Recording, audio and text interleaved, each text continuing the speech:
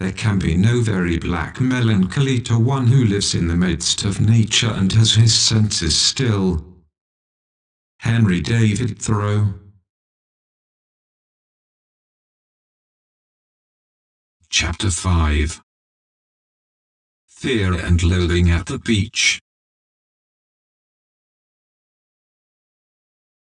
Cape Perpetua and the mountains around it are great places to see the big trees. A drive down a forest road can be magical until you get into the clear-cut areas, but the real gems are the tide pools. The beaches are the most rugged on the coast, with the possible exception of those to the far south, near the end of the state. Rocks and pieces of rocks, mountains and pieces of mountains, and a sublimely uncaring sea. Everything happens all the time and all at once. Perpetua endures. An Australian bicyclist stops at every viewpoint and writes in a journal. Each time, as he and I shadow each other, I am moving down the coast in my truck, too, seeking photo opportunities. I am annoyed when I notice that despite the vertiginous road route, he is never winded. I shudder on behalf of the bicyclists I see around the Cape. The chaotically winding and shoulderless road, not to mention the superabundance of both RVs and logging trucks, cause me to calculate probabilities in my mind as I drive. The number of accidents and near accidents, the lack of places even for alert bikers or hikers to hurl themselves even if they see danger coming and I don't even own a bike. I cringe as I inch by them on the road, for their sake. Washburn State Park has my favorite loop hike, a hike that begins in heavy forest next to a whispering stream, includes a bent at the waist crawl through a tube-like tunnel made of the hanging branches of raggedy shore pines, and finishes with a spectacular walk on the beach back to the campground. Shoes off to soothe tired feet in seawater. About 3 hours for a lazy pace and not including time for the 1,000 photo opportunities encountered on the way. Another shore shot. In September 1846, the USS Shark was wrecked while attempting to cross the Columbia River Bar on an exploratory mission. She had once protected freed slaves on their journey to Liberia on the coast of Africa and had also been instrumental in securing various American business interests in the Mediterranean and in the West Indies. No one on board was killed when she wrecked, and a cannon washed up on the Oregon coast in 1898 and gave the town of Cannon Beach its name. On the 16th of February, 2008, shortly before I arrived here, 2 additional cannons washed up on a beach near Manzanita. They are undergoing the careful removal of concreted sand and sediment and will eventually be shipped back to Oregon, where presumably they will be placed on display. The cannons and other artifacts that continue to wash up are reminders of the treachery of the sea in this particular corner of the world, and reminders to beachgoers to remain alert. The guns were unrecognizable as such to an untrained eye, weapons of war encased in crud and beached like now extinct sturgeons.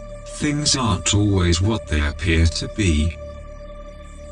Startling and depressing things can be learned by sifting through the trash that piggish people dump into ditches along the side of highways. There is never anything of beauty to be found in the remains of their consumption. It is all equally ugly. Proliferate with logos and warnings, disclaimers and trademarked slogans. The things that archaeologists will learn about us are the same things neighbors can easily learn about one another when the food chain of production has been simplified for the consumer to the point that all they have to do is throw away the container when they are done stuffing themselves, or things some still can't do without acting like a pig. I buy an antique print at a bookstore. A shot of a church steeple on a snowy morning. I buy it because the sky behind it is austere and dramatic, and the shot is composed in a way that stands so utterly out from the others. The shot is being taken close to the side of the church from a low angle. The vertical, dark form of the steeple slicing 3/4 of the distance from the top of the frame to the bottom asymmetrically, almost as if the photographer, whoever they were, had been nearly prostrate. That I think I know now why I buy it. It reminds me of me. I imagine that someday this is how some of my own prints may well end up, both anonymous and forgotten until found by some unknowable soul, some kindred spirit who chooses my photo from all the rest, and for approximately the same reasons. It is an odd communion through time, and potentially space, but a communion among strangers is of a type I can understand. Messages in a beach cliff.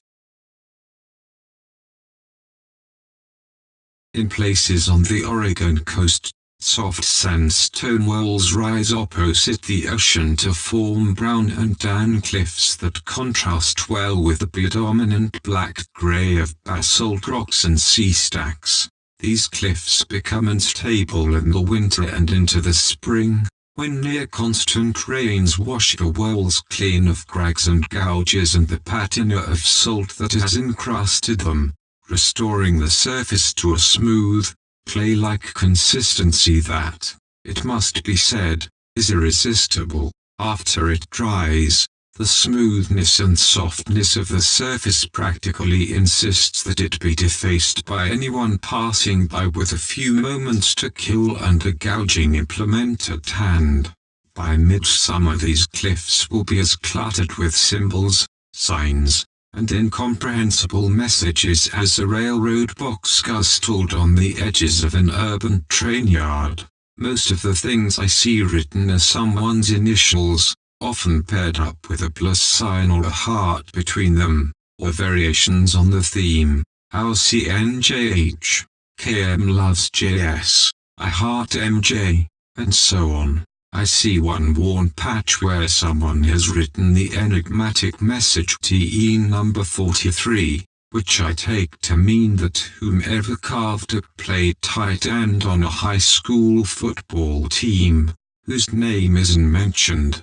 Jersey number 43, or T.E, are initials and the number was somehow relevant to the person who carved it, or it's an inside joke meant only to be understood by those walking the beach with TE at the moment it was created, although there is no way to know any of this. BFF is commonly carved here, best friends forever, usually accompanied by a list of names or initials, declarations of enduring friendship carved into crumbly cliff sides.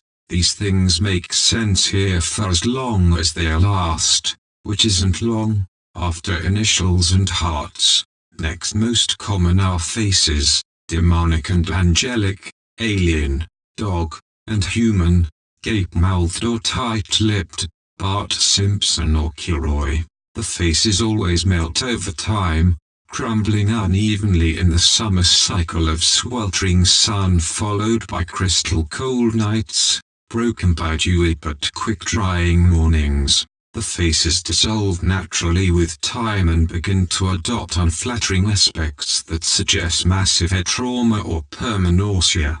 The lower jaws are often the first to go, such that many of the sculptures appear to be vomiting. Pentagrams and little makeshift grottos are popular, along with personal declarations. Zoe loves the beach, you suck, guinea pigs forever, and so on. The urge to exclaim, to shout fire exclamation point, is evidently compelling. One possibly hungry beachgoer has carved the single word ham without exclamation points, although it just as easily could be initials. Sentiments about food aren't as rare as one might think. One day on a nearby beach I watched from my perch on a sea rock, at the base of another cliff so smothered by vegetation that it is unsuitable for doodling. A tiny waterfall erupts from the wall nearby and splashes into the rocks behind me. A family passes one way and then the other. I am busy scribbling notes of my own into a notebook and fail to see what they have left until I stumble down to water's edge to soak my toes and take a break from a trail of popcorn that has been left behind for the seagulls or the tides to take. It is easily deduced what the trail mix contained, at least partially, but there is more. Perhaps as inspired by the setting as I am, one of the children has, possibly hard on the heels of a visit to Tillamook and its deservedly famous dairies, decided to pen a 2-word poem about what is being eaten at the moment. An inside ode to Fromagedding delights. Cheese rules. On a secluded beach a few miles north of the California border, actually the beach only looks secluded by the water level coves and vegetation, but much of the town of Brookings hovers directly overhead, sometimes heard but far enough above the beach to be easily ignored. A tattered, half-deflated soccer ball washes up on a steep berm of sand. I note the ball tumbling in the surf, give it a half-hearted kick, a passing shot back into the sea, and walk on. When I return, I find that it is washed up again, and that someone has drawn a beleaguered-looking smiley on it and propped it atop the soft mound of sand with a fresh inscription, Wilson. It is, indeed, of that manufacture. A faded duplicate of the name is stamped by machine into a failing bit of plastic on one side, one small logo on a product that actually calls for one, and a nice little spontaneous joke, provided passers-by have actually seen the movie referenced. The cliffs have so many things written into them because it is fun to write in them. There is a tactile pleasure in gouging into the soft, smooth, sandy clay, cleaving it asunder here, adding details that will erode before the day is over there. It is as intimate a connection with the earth as many people are likely to make before the final one, when they are lowered into it to become part of it forever. Sticks and rocks and the edges of seashells slice gracefully through the putty-like surface and become stuck on embedded pebbles. The disturbance of the salt-lacquered, tile-like medium raises fresh odors from the underlying clay, the smell of wet cement and moldy basements, the sweet emanations of overturned topsoil. It smells fertile and seminal. It already smells like an act of creation. The art form is more eco-friendly than marking trees because it leaves no weeping wounds. It is not permanent like decking a wall or park bench. It is closer to art than vandalism or even graffiti, because its ultimate fate is always understood to be quick destruction. None of these will ever be displayed in an art museum, even the most beautiful, which some might argue makes for an even better case for calling it art. It is here while it is here and then it is gone, leaving no trace unless someone takes a photo. But what will be the point of that? Here is a problem. At what point does my photograph of an artwork supersede the work itself? Which is art and which is more artistic? Do I even have the right to make a permanent version of someone's chimerical masterpiece, even if a week from now it will appear to be nothing but a melted alien face, amateurishly rendered and puking into the sand like a frat boy? I don't know, but I don't care. It is fun to poke and prod the earth, and it is fun to photograph omnivorous monster faces. So fun, in fact, that it makes me wonder who else has been here and done similar things. It is a simple pleasure, a natural one and a whimsical one. I have to wonder, did Indians carve messages in the beach? There is no real way to know this either because of the nature of the subject. The Indians are practically as gone here, as missing, as anything they may have been trying to say to one another in this spot, but I can speculate.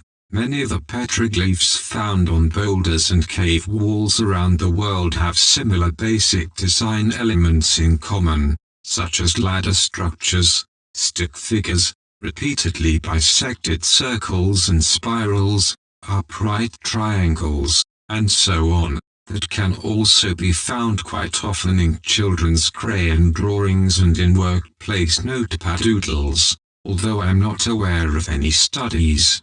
There may be something uniquely satisfying in drawing these shapes, something deep in the collective psyche of mankind. They are here too.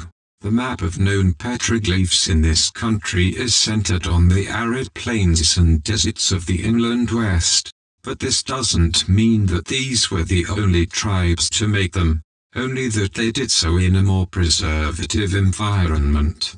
They would have inscribed onto whatever surface was at hand, regardless of the long-term decay or, in accord with much else that is known about the Indians' understanding of natural cycles, in acceptance of them, even in celebration. Should we expect squeamishness over the delicacy of beach art from a culture whose ideal hero is one who gives away all he owns? People especially like to carve the names of other places, either places they are from or perhaps places they would like passers-by to briefly consider, and a few places and even eras that seem utterly random. I see Hawaii, Chillicothe, and Mexico, but one such scrawl takes grand prize. Bizarrely incongruous is a single word completely out of time and place. Phoenicia. Even William Clark felt compelled to carve his name and that of his home upon having reached the ending of his journey, or the midpoint, more precisely, and even though there may have been a relevant military reason to do so, in case the Corps of Discovery failed to make it home, the inscription that he chiseled into a tree would at least inform other whites of their last known location. It must have also had a touch of pride in it, a bit of gloating, a declaration of victory. William Clark, the 3rd of December 1805, by land from U States in 1804 and 1805. The religious pen messages to God in the most beautiful spots, short slogans like Jesus saves. Atheists use the same places, the most beautiful and inspiring, to pen screeds against God and in favor of science as his replacement.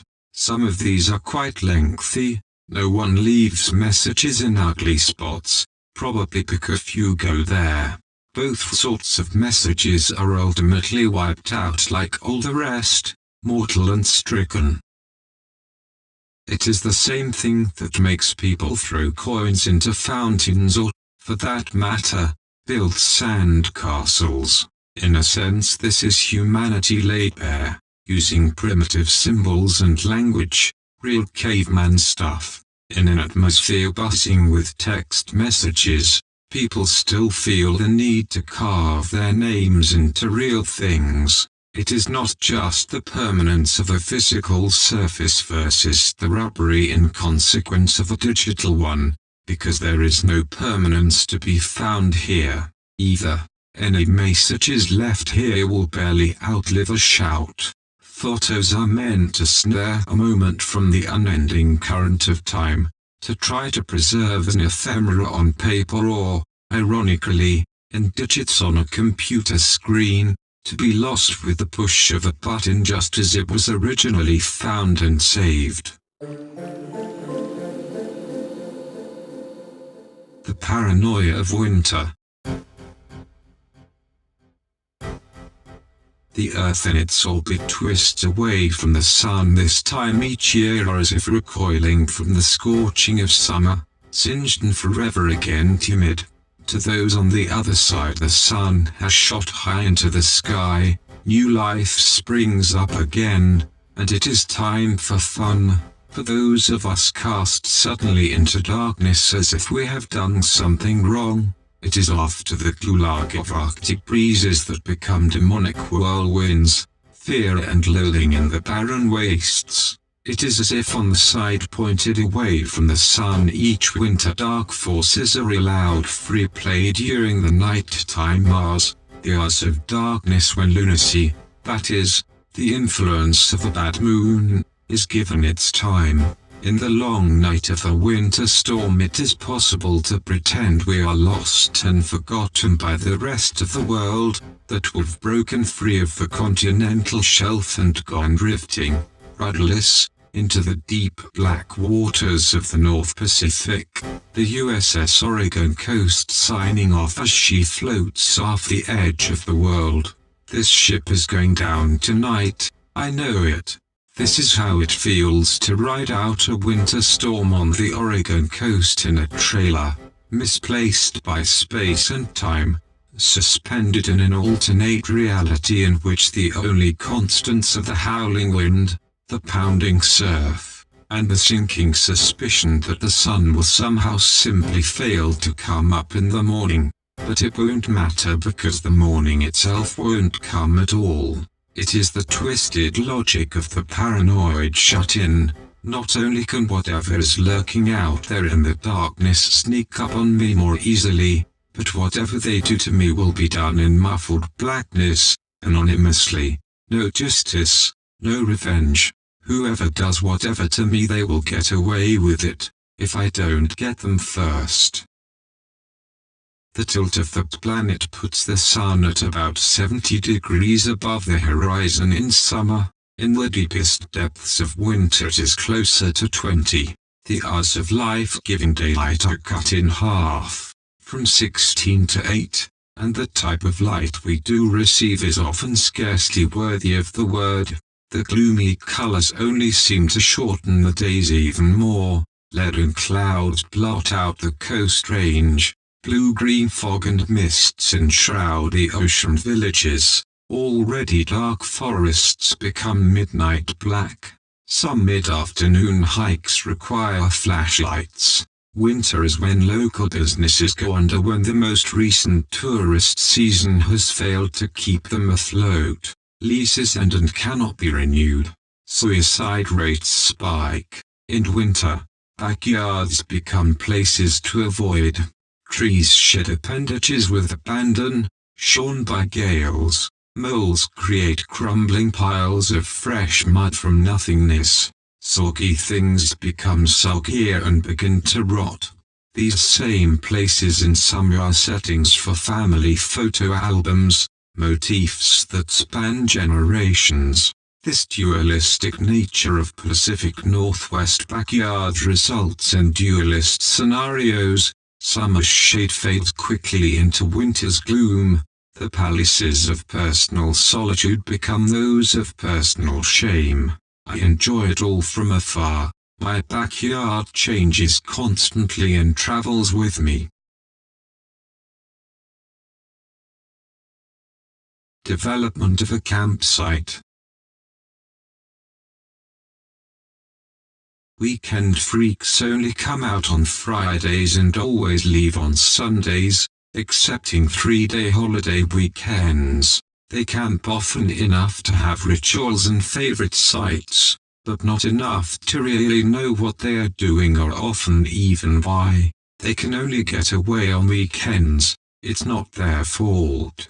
The decor, regardless of the length of the stay, is often rife with patriotic sentiment. They raise flagstaffs topped with American flags and sit in lawn chairs, dry themselves with towels, sleep in tents and sleeping bags, all of which are bedecked in stars and stripes. Canadians fight back with equally garish displays, while others adorn their trailers with both American and Canadian flags in an attempt to bring peace to the situation.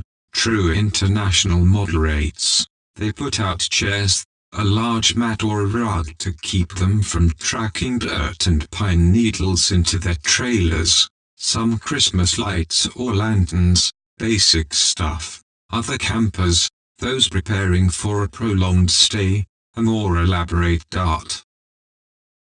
Some seek extreme privacy. One chilly day I am walking a remote loop of a campground to stretch my legs and get some air. There is only one other camper in this particular loop, but he is serious. He has developed his campsite in a military sense of the word, as if preparing to repulse an imminent assault. Plastic storage containers line the peripheries of the site to provide a crude wall, augmented by tarpaulins hung from cords stretched between trees and draped with soggy clothing swooning in the mild breeze. 2 guard dogs prowl the grounds. A meager column of smoke rises from an obstructed fire pit. He pokes his head out from the fortifications, startled.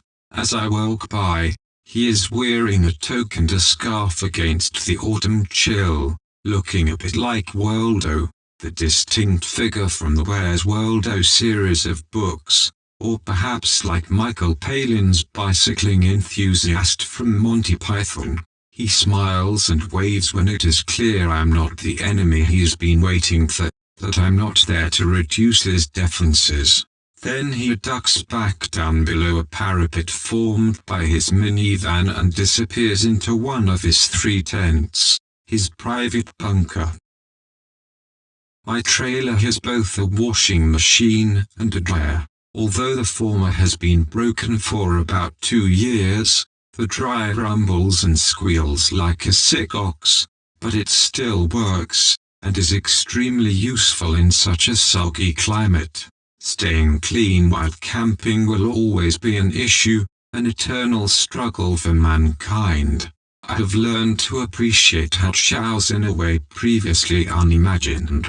Piping hot water trickles from my 5-gallon water heater like love, a steaming faucet spewing comfort soup for the body and mind, in the midst of perpetual drizzles. Locals sometimes use the cleaning power of the ocean itself. On a beach in Washington I discover an old couch that has been tethered to a post driven into the beach to keep it from floating away. The erstwhile owner has left it here for a few days, or a few weeks, or has abandoned it altogether, to allow the constant washing to cleanse it. I imagine untold quantities of cat pee washing away in the surf, and imagine it still reeks of it. There is an indomitable stink in some campgrounds to go with the more pervasive sweetness of burning cedar, barbecue, and citronella, the broken, emptied, and discarded shells of clams, crabs, and oysters that grow odoriferous in the long, direct summer heat. 1 week in the depths of summer I stop at a county park on a whim. The only available site is downwind of a dumpster that in theory is emptied twice per week. By the weekend I have closed my windows to keep out the stench that has been born in its cozy depths.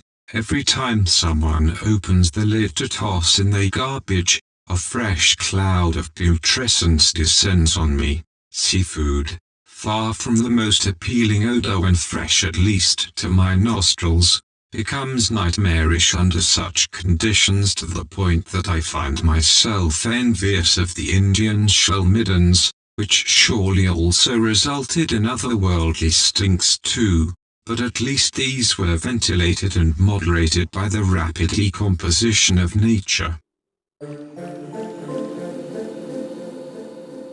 Shooting the family dog. I sit atop a beach log that has been pushed above the vegetation line by a faraway and unknown storm. The log has been here every time I have, so it must have been deposited by a storm surge of a winter long past. Given the quality of the wood and state of deterioration, I would guess it has been at least 10 years, but not more than 20. It is set in a depression overgrown on 3 sides, obstructing my peripheral view of the sea. Into the slice of beach I can't see wanders an old man, stepping carefully backwards in a crouch over rocks and clumps of seaweed, camera with a long lens held to his eye. After several moments I lean forward to see his target through the brush, a boy of about 10 or 12 trailing behind him, disinterested. An old yellow dog saunters beside him, tail wagging sluggish and listlessly behind it. Together the couple give off an odor of utter boredom. The dog is in the process of breaking down into senility, an anti-puppy, and the boy is wallowing in impending puberty. Just at the age at which nature walks with the family begin to lose their appeal. A grandfather is surreptitiously lining up a shot of his laggard grandson as he meanders, oblivious and kicking rocks. He kneels to get a low angle for his shot. He has trouble both reaching the ground and assuming a stable position on the unreliable loose rocks, and I smile. I try to imagine the final shot on this fog-bound evening, boy and dog up front and in perfect focus with the largest aperture possible, a wild, fuzzy sea to the right, the dramatic cliffs and far-off cape to the left.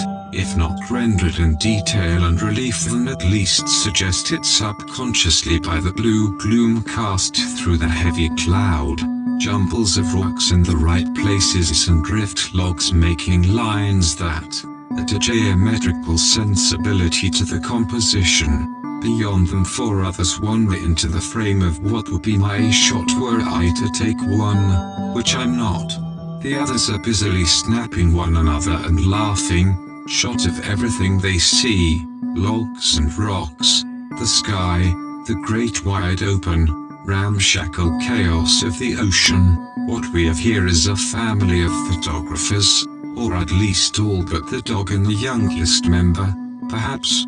Initially I think I've witnessed an iconic family moment, the day Grandpa got that great shot of Billy. But now I have to wonder what life is like as the youngest member of a family of photographers.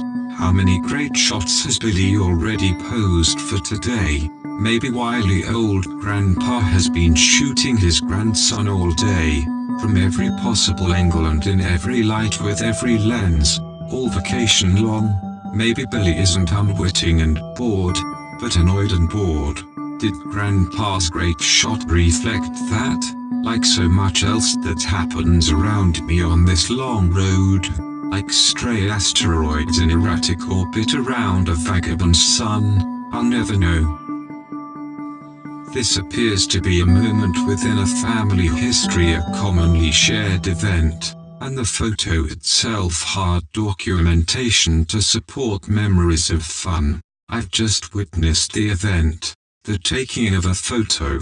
But the context is as much a mystery to me as it will be when the photo is developed and printed or framed and hung on a wall or held tightly to a breast, if any of that will ever happen. It is a theoretical mystery inherent not only in every photograph, but also in every photographer, subject, and setting, a mystery inherent in the act of photography itself. It is a flexible mystery that changes over time due not to the accumulation of clues. I will never find any, and those in a position to look for such things rarely do, but because the context changes around the photo, the way roots grow around a boulder.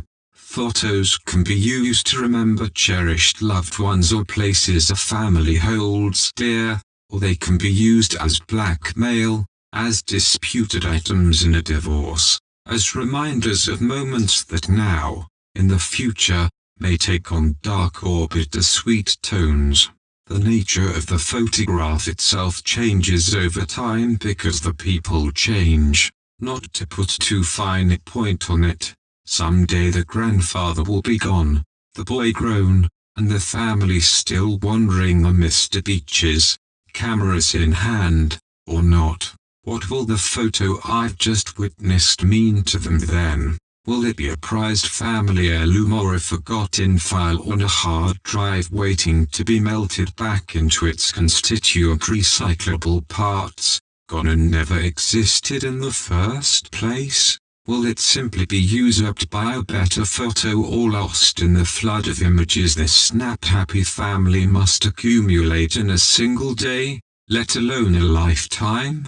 As a newborn photograph, it could turn out to be any of these things or something else altogether. Newborn photos of newborn humans are about the most malleable things I can imagine. A baby photo is cute when the baby is still a baby, embarrassing at puberty, funny in middle age, tragic or sublime, or both, at old age, and something else entirely after the photo's subject has passed on.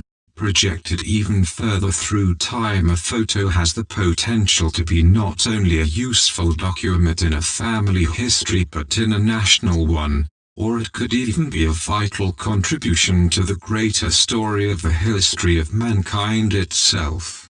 Documents on extreme trajectories, or it can be lost and forgotten, left in a box somewhere, destroyed by water and indifference. None of this can ever be known when the button is pressed. The act of photography belies a natural transparency of motive.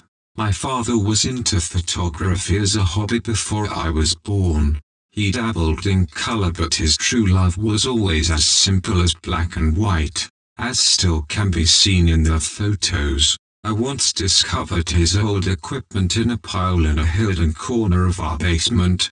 Tripods and lenses, filters that roll across floors and are fun to look through and through, stacks of developing pans and bottles of solution, negative projectors and enlarging apparatus. Somewhere in there must also have been the camera itself, its frame made of the hard, sturdy plastic of the 60s, anchored atop a rickety tripod of real metal.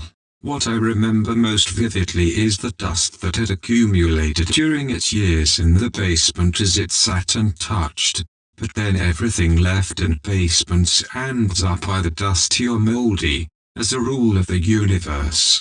When I asked about the equipment, my father's latent interest in photography, on low flicker for years, reignited itself in a last spasm of image-taking. An Indian summer in Kodachrome. I lost track of the equipment after he and my mother divorced and he moved out, taking it all with him. He must have sold it, but for a few weeks in the groovy 70s he was back into it with passion. For me it was an adventure, something new and unexpected under the sun.